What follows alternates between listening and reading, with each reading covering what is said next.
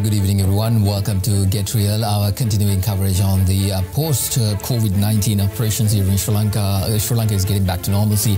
What kind of normalcy? We're still trying to figure that out. Step by step, things are happening. People are going back to work. The economy is once again trying to restart and see where we can go with it. Changes are being made from time to time. Curfew still being imposed. Things are moving forward. Last week we discussed about the health aspects of things. We heard the numbers in COVID-19 cases spiking up, but then again, the health ministry continuously say that they know where these health clusters are, these issues are prompting, so they are keeping a very close watch despite the fact that the numbers are going up. The other area where the numbers are going up is these repatriation flights which are coming from Middle East and various parts of the world. Sri Lankans coming back home because they need to come back. Humane operations are taking place, and we see a little bit of a spike in those numbers as well. COVID-19 cases being coming up in those clusters, but still they are under control. So community transmission is zero up until from April 14th onwards, right up until now.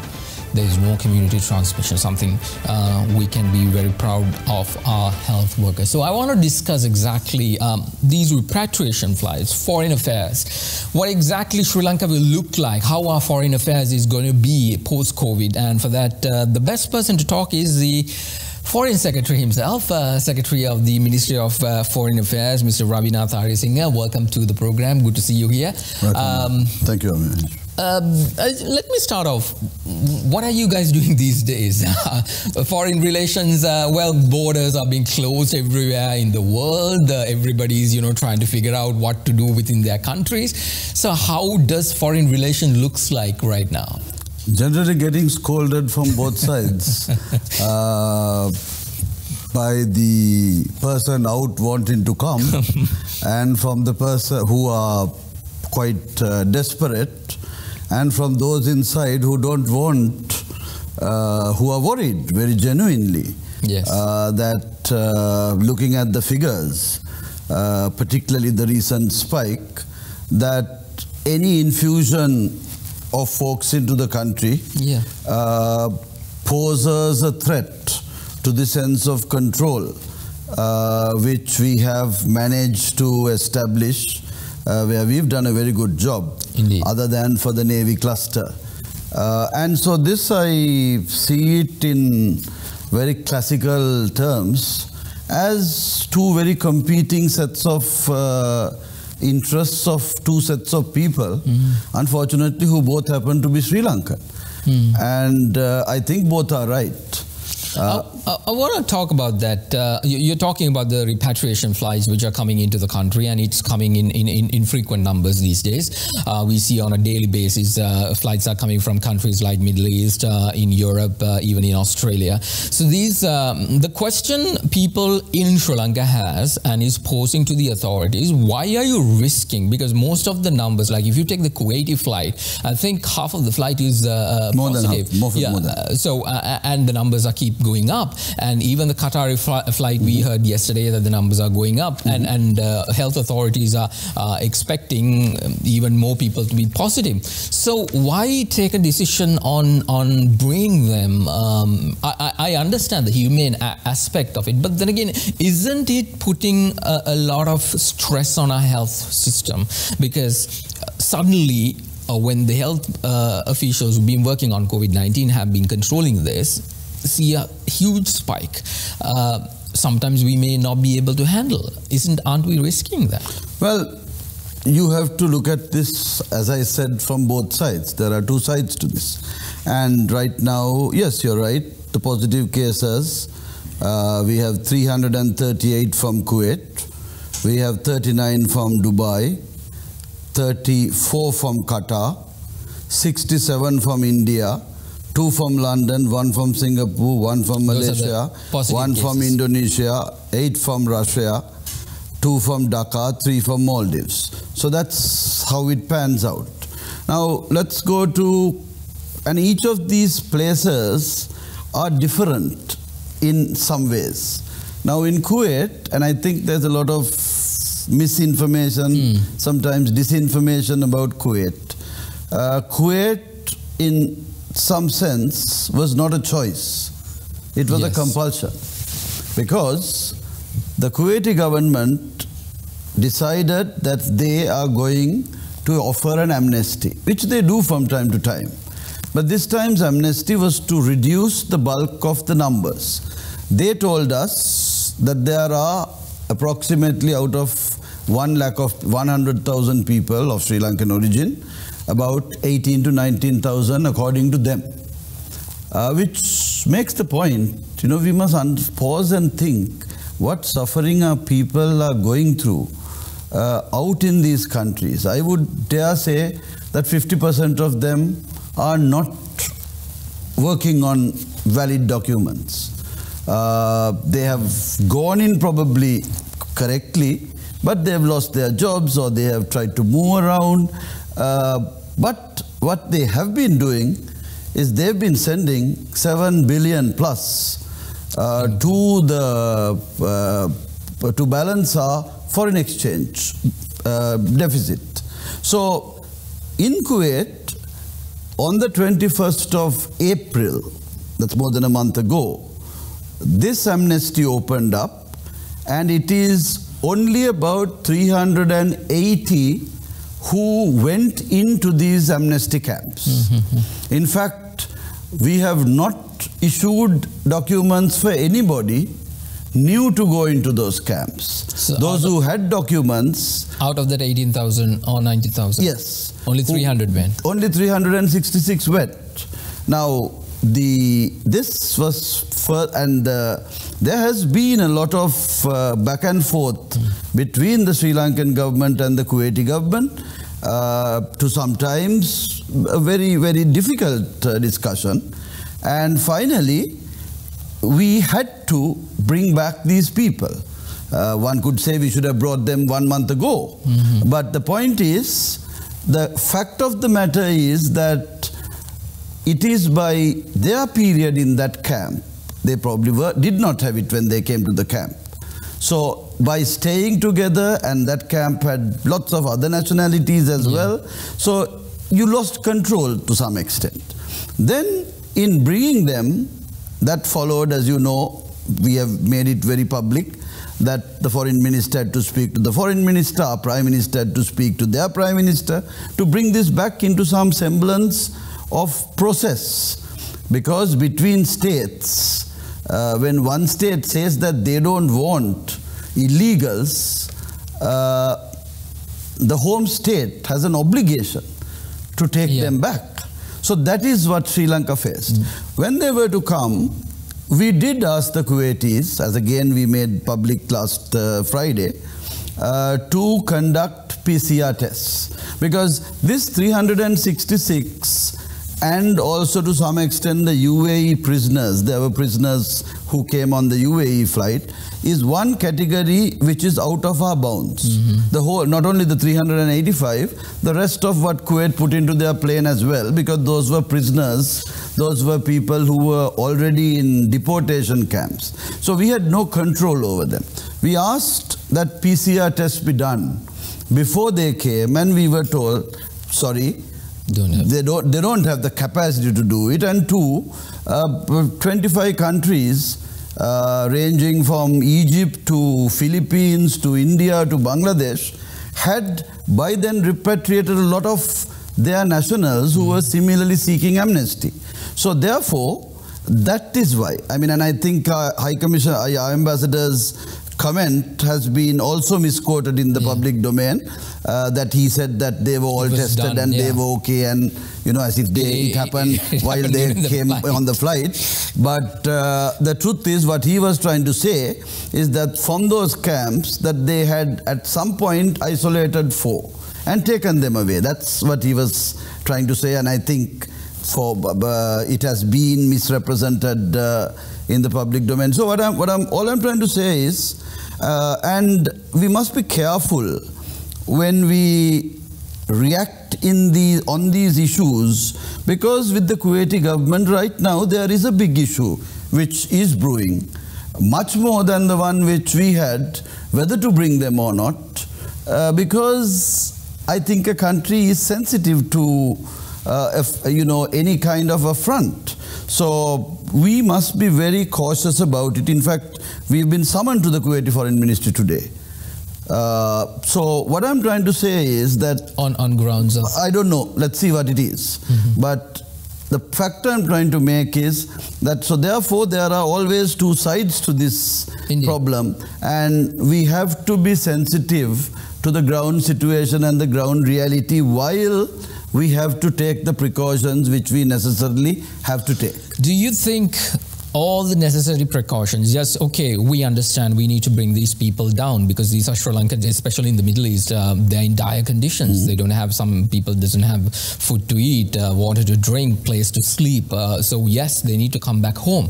That is quite understandable, and something that the public needs to continuously, think about. Yes, we are safe at the end of the day in this country. We are safe thanks to what our health officials have done. So yes, we are bringing them. Now, that's a risk. That's a calculated risk that all authorities are taking.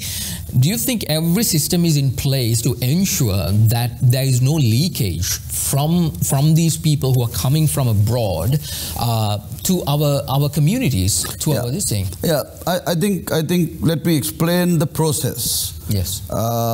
This is a multi-departmental, person operation. There is an outside operation and an inside operation. And the division of labor, as the President has instructed us, is that the Foreign Ministry identifies the categories which are most vulnerable and who we need to help. And we prioritize that according to a logic at given times. When we first did it, it was only students. Yeah, because we felt that students, being single, is the most vulnerable. Now, whether a student in India, in a faraway place of a city, marooned if this starts, or in Dhaka, or in somewhere else, is equal in vulnerability to the student sitting in a room in Australia or the UK, is a debatable point. Now, the same applies when we are talking about migrant workers.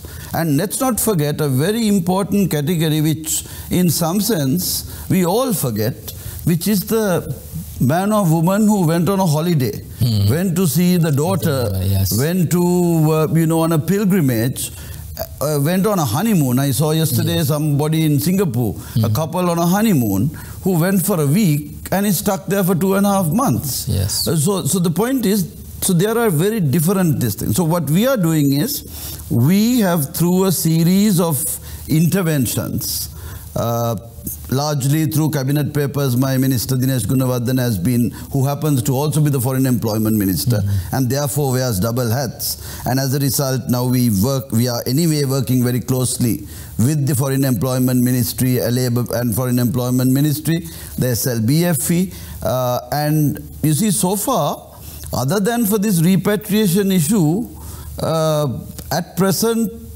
I don't think we are allowing any of the external ramifications to hit Sri Lanka, because so that Sri Lanka can focus entirely on this problem.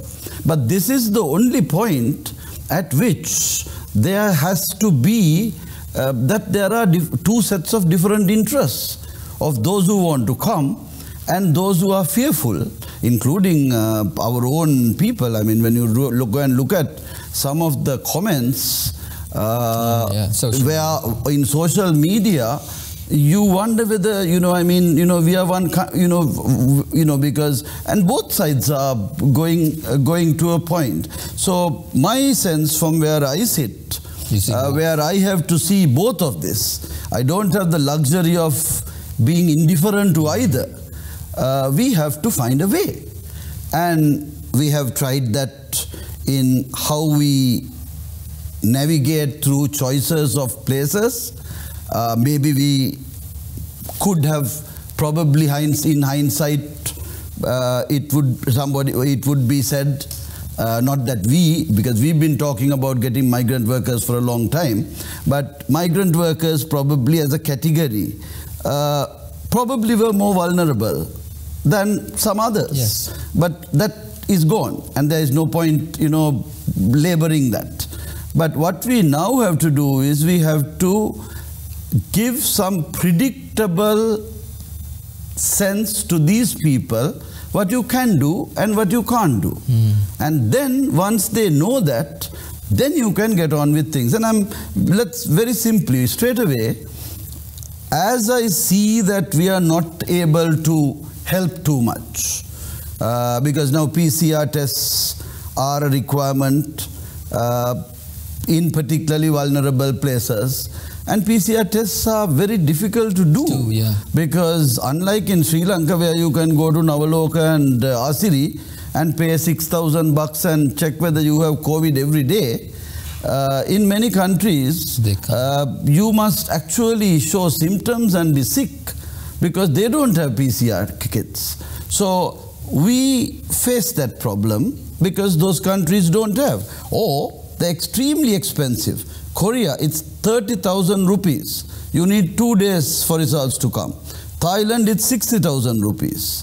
So what I'm trying to tell you is that it's almost a non-starter. And now Maldives has offered an alternative. They say, no, we can't do it, but we are very keen on people going out, because there are 7,000 Sri Lankans in Maldives who want to come. Out of that, 2,000 who actually are in Male City. And if you have been to Male City, I mean, you're living on each other, right? And our people who are in Male City are the most economically, I think, pressed, because they are living in rooms which have about 20 people, on bunk beds, just 2-3 layers. So they are, on the one hand, having food issues. On the other hand, they are having vulnerability in health. So PCR tests, they say, bring your doctors, do your PCR tests, and then take them. So the point is how you navigate this. But at some point, these are people who are also very restive. Yes. They are getting very restless not being able to come, and also restless by the lack of predictability of what's going to happen to them. We, in our missions, I mean, that's our second job. I think that's our first job. Yes. Our job is not a travel agency. Right now, there's a travel agency element the Foreign Ministry has been called upon to do, which we are doing. But our real job is to look after people in situ. And we have been doing that. You must be seeing our ambassadors, and these are not done on our own. Yes, we are pumping in a lot of money to missions to give provisions to people, but also we are doing it with the support of the communities which are out there. And those same communities have handsomely contributed to the President's COVID task force as well, some 27 million. So, and now Male, for instance. Now, last week, as I was seeing this difficulty, what I told our people was, go, let's make packets of food, a little like you all are doing in distribution. Because there is now in Male, for instance, and I'm saying Male because I see that as the most vulnerable place. 2,000 people in a small area, vulnerable. 2,000 Sri Lankans. 2,000 Sri Lankans. There are 7,000 altogether, but the others are spread out in islands, where they probably have their room. Have all those 7,000 said that they want to come back? Yes. There are 20,000 altogether in the Maldives. Of Sri Lanka? Yes. Of that, 7 want to come. Of that, 2,000 are in Greater Male. All of them are workers? There are different categories. I think in the outside Male City, there are a little more affluent people, there are the financial managers, the resort owners. There's a good mix of people. It's not. But the point at the end of the day is, if you are in Malé City, it doesn't matter whether you make $1,000 or $100. You are equally vulnerable. So that is why, while in other places where migrant workers are there, we have given the SLBFE pretty much, I would call, a veto in prioritizing the migrant worker category coming. Because they are the ones who know which migrant worker is having a job. Because if you have a job in the Middle East today, coming to Sri Lanka is very stupid. Because you might lose that job. Because, and we have to, so they are trying to talk to these people and tell them, hold back a little, don't come. Hold on to wait for your holiday. So that then we can get out the people who are on the street, who are no place to go, the real problem case. But what do we do with this is another very important aspect. Indeed, the conversation needs to continue on that aspect. But before that, I want to take a short commercial break. You're watching Get Real. I'm in conversation with the Secretary of the Foreign Relations Ministry, Ravinatha Aryasinha. I will actually come back after this short commercial break. You're watching Get Real with Derana.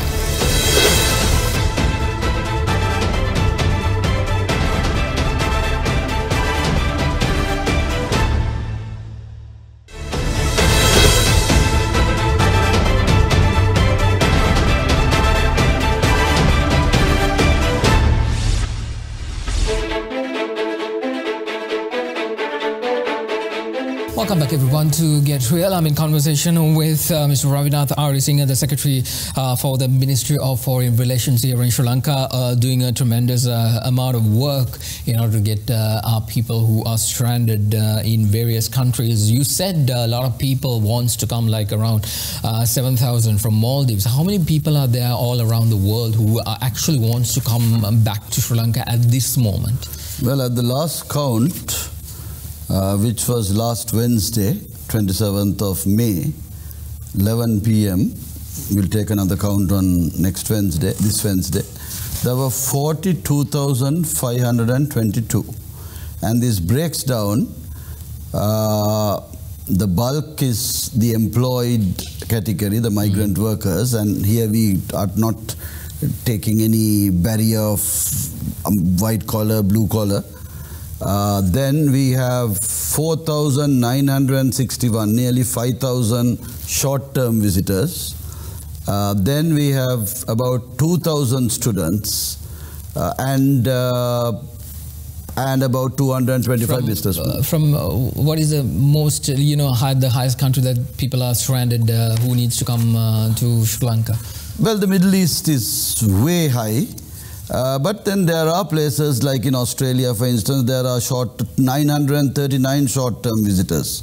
The student category has now dropped, but now the student category in the Western Hemisphere is increasing again. Why? From Europe. Because summer holidays were given early.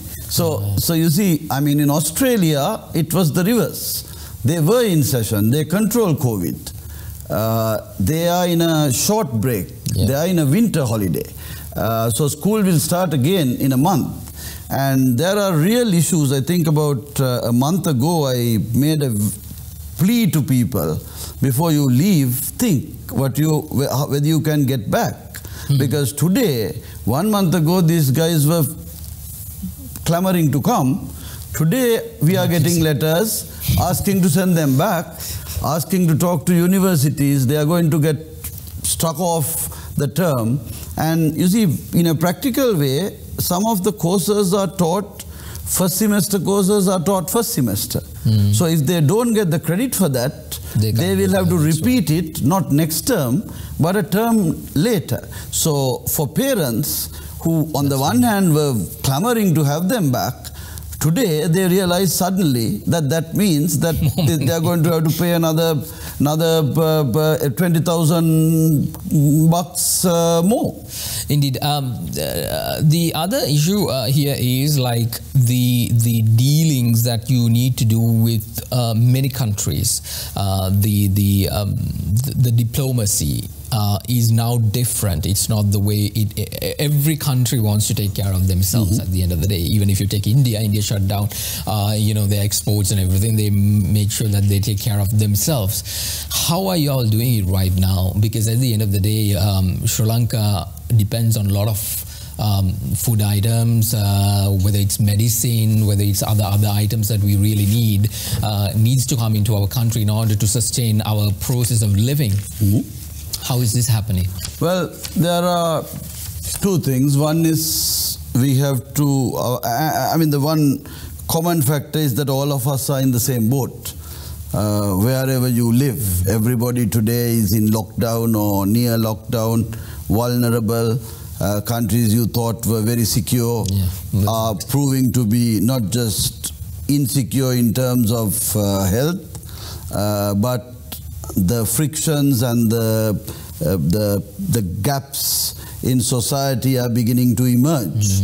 And I think so therefore there is a common understanding that we are all in the same boat. So I think that is in one way helpful, because I think there's a common base. So in two ways, as I said, one is in terms of trying to leverage this, in terms of ensuring that our citizens who are presently their people are looked after, and that the facilities are there. We have in many countries been able to do this help in collaboration with those countries concerned, but in places where we have not been able, where they have difficulty as well, we are stepping up. Now, as I was telling you earlier, we are preparing food parcels, dry rations, to be sent when flights are to go to Mali and to some countries in the Middle East. And the packet which is going to Mali is different from the packet going to the Middle East. Because in Mali, they don't cook, our chaps, because they buy food as bath packets. Now there are no bath packets, there's no khada. So what are we sending in those packets? We are sending instant noodles. We are sending siri sambal. We are sending, the biscuits, the milk powder, the paspangua, and even ladies' sanitary towels, because these are things which people will need at a particular point in time. So since we can't at this point help bring all of them, and we don't know when we will be able to bring even some of them, we have to do, as a foreign ministry, as a government, the next best thing. And that is to empower our staff out there to reach out to them and to make them understand the circumstances as best as they would. And it's not going down very well, I must say very honestly. Last week, at least 4 missions, and I won't name them because it will unnecessarily give an opportunity for others. We've had to, in fact, ask the police to help. So I appeal through you and this program that, Sri Lankans out there, because these are moments when Sri Lanka must look like we are responsible and out there and in here. So we must work together to come out of these situations, because if not, the consequences could be not good for our people and even worse for our image out there. The second aspect, of course, naturally, is our direct discussions with governments, and this is more on the economic side, largely continuing on the private sector initiatives and the flights. Now, for instance, the flight which came from Kuwait took 25,000 tons of vegetables because we hadn't got across anything to Kuwait. So when we, so the point is that we are helping each other, and we are, and also I must say that Sri Lankan Airlines, through all this, has been running all their cargo flights through the big destinations, the big routes. So what we are trying to do is, we are trying to keep the exports running. We have seen some movements. As it happened, as you know, there's an economic diplomacy division, economic affairs division in the ministry under an additional secretary, Amza, and his job has been, while most of us have been focusing on repatriation, looking after people, his job has been to really ask the EDB, the BOI, the T-Board, and other agencies of government, the tourist board, we worked very closely with them. What is it that they want us to do? And we had been playing a very catalyst role with the economic sector, because we are a catalyst. We connect the mission to the government agency, and we are not a post box, we are a catalyst. We actively do get the buyer and seller together. We actively go firefight when there's a problem. So we've been doing this and trying to ensure that supply lines work through. Then there are new demands, like for PPEs, a whole new industries coming up, and now companies who are big on garments here, maybe their fashion garments are not going to be used. I hear Victoria's Secret is going bankrupt and going to close up, right? But the credibility they have earned from that is catapulting them into being a place where they can sell. I want to pick up on that. Now, COVID-19 has changed the dynamics of every country when it comes to economy, when it comes to their place in the world. The superiors now have actually fallen down to levels that they never thought that they will. Now, the countries like Sri Lanka, countries in East Asia, doing quite well in terms of handling this pandemic and making sure that they're taking care of the people aspect is very much seen. So going forward, what you just said, yes, focusing on economies, making sure that is going to be a daunting task for Sri Lanka as well, rebuilding our economy, ensuring bringing in investors, making sure that they actually see some potential in this country. There is a huge potential. Now we have various other new markets which is opening up because of this COVID-19, where we can actually be a good competitor in those particular markets. Now what's the foreign ministry hoping that we'll be safe and they will all be sick? Not on that term. No, I'm saying but there are opportunities in terms of if you take the political dynamics of the United States West, they are now becoming more anti-China and bringing their business to areas like India. So here we see suddenly we have an opportunity in our region to take a little bit to our. So what is the thinking? What is the strategy going forward? Because I'm sure you all have thought about another 5 years down the line, 10 years down the line, where we really want to take Sri Lanka. So I think this is not something which just because of COVID it happens.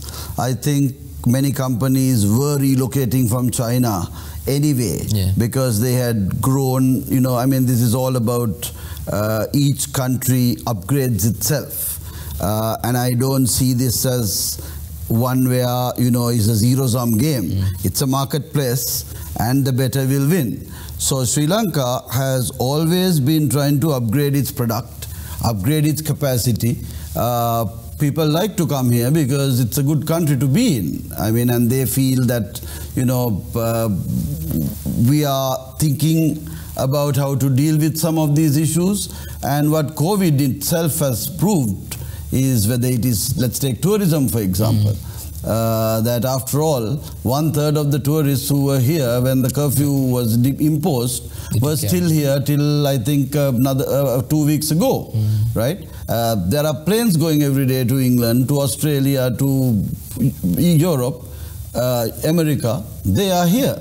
That is because they trust our systems. They are comfortable. Sri Lanka has shown that it's hospitable. And therefore, I would expect that when tourism opens up, which I understand they're trying to get on with from the beginning of August, we'll have a niche which we didn't have before among the more upper class tourists who would come. Now, what we might lose in numbers, we might catch in revenue. And at the end of the day, yes, numbers is important because that spreads more. You can't only have the star class hotels getting all the revenue, the B&Bs, all these people. There's a whole social network running. But maybe if we cut into that higher strata, that would be the answer to some of this thing. And I think in products as well, I think the manner in which tea drinking has increased. Yes. As an immunity booster. Is immunity booster. There's a lot of debate about how important that is and whether it's being overplayed. But I was in Egypt a couple of months ago for bilateral talks, and we'd lost the Egypt market. But as soon as COVID hit, the tea, and we also did the innovation of electronic auctions. Yes. The tea demand went very high. So what the foreign ministry and our missions out there are doing is we are keeping a very close eye. We had been keeping a close eye. Now we are benefiting from that because, and our network, our backward linkages are also very good with the agencies. So we are able to have this connect the buyer and seller. Since I have you here, I want to ask you about, Sri Lanka's biggest problem prior to this entire pandemic was the fact that, the UNHRC issues in terms of, we've been hammered all the time. During the previous Rajapaksa regime, we were taken into, there were lots of issues, and this just, eased out a little bit. Do you think they will regain and this particular issue pertaining to human rights violations and all that, in my opinion, nonsense? But do you think that we would see a resurgence of that particular type of behavior towards Sri Lanka, or do you think that their entire approach towards us has changed?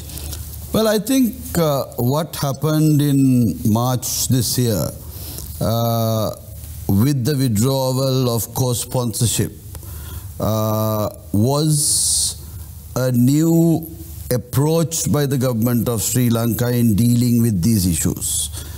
And if I may say so, a respectful one. Yeah. Because in international relations, all sides have to come out of it. Yes. So therefore, whatever we do, we must do it in a way which minimize unnecessarily creating ramifications, and also staying within the limits of what we can do, not give promises we can't keep, not taking postures that will be wished away, which will be totally disregarded. So it is in that context that Foreign Minister Dinesh Gunawardana's speeches, both, laid out very clearly why we didn't agree with co-sponsorship, why we were coming out, and also what we were going to do. Do you think countries like the United States, of course, left the entire council, but countries like Canada, countries like the United Kingdom, who apparently still has a bigger population, Sri Lankan population in those countries, and who can actually have some kind of a leverage, do you think they heard? Well, the fact is that they clearly heard. I think some of them might have been even surprised that we co-sponsored this in the first place. And I know something about it because I was in Geneva at the time. But what is more important is that we have enough on the table to make it more difficult for them to come at us. That's what diplomacy is about. Yes. No longer Sri Lanka is bending over, kneeling down. Yes, but at the same time, Sri Lanka also must where there is an issue which we can address, where there is a reasonable expectation, where something is being done for the betterment of our people, we must do that, because that is not pandering to outside pressure. Yeah. That is doing better for ourselves. And I think that finding that very nuanced mix and balance is what is important. And I must also say that we are not dealing with these countries with one brush. Yes. How we deal with Washington will be different from how we deal with Canada, from how we deal with England, how we deal with the EU, how we deal with our region, and also these countries' interests. Countries, after all, deal with other countries on the basis of interests. And also there is a third element of international responsibilities we've signed up to.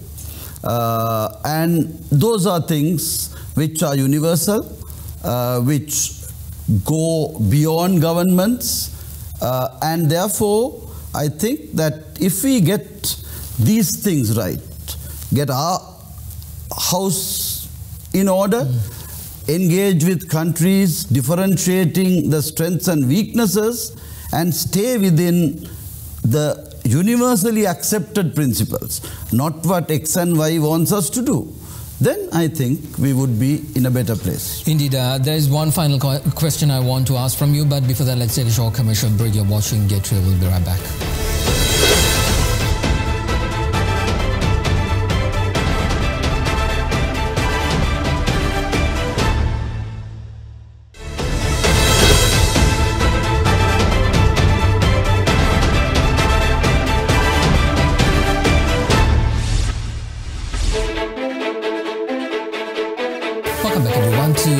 I'm in conversation with Foreign Secretary Ravinatha Aryasinha.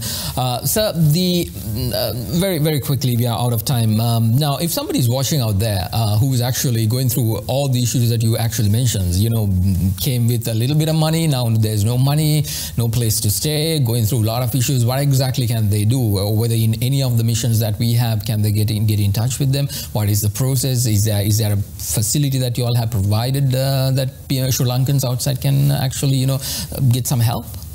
Yes, I think the missions are doing things on the ground. We also, so that we have a sense of the big picture, we established a Contact Sri Lanka portal in the end of March as the airports were being closed, and we have a large number who have been in touch with us, are contacting us. At my last count, there were 83,000 who have registered in it, and there are questions being asked, and they are answered. So one important aspect is, I think, that there is somebody listening to them. Yeah. I don't think we are solving a large percentage of what they're asking for help on, because most of them want to come back. But the point is at least that there is somebody listening, somebody passing it on to the mission concerned, I think is important. We are also trying to get our communities out there to work together. Unfortunately, as you know, communities, Sri Lankan communities are not necessarily all working together. And my effort right now has been sometimes, in fact, imposing myself into situations where I find that, we need all these groups together. At this particular time, there might be people who want to try to score, over the other. And I think we must suppress these,